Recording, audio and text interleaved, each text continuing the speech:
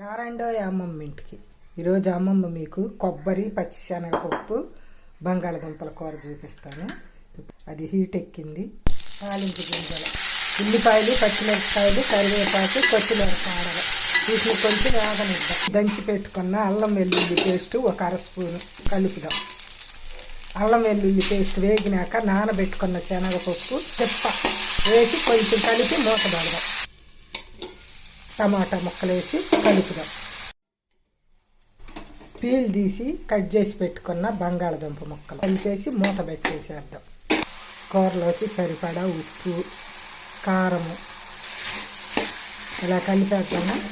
కలిపేసి మూత పెడదాం. కొంచెం నీళ్లు పోసి ముక్కలు మెత్తగా అయ్యిందాకా ఉడికిద్దాం.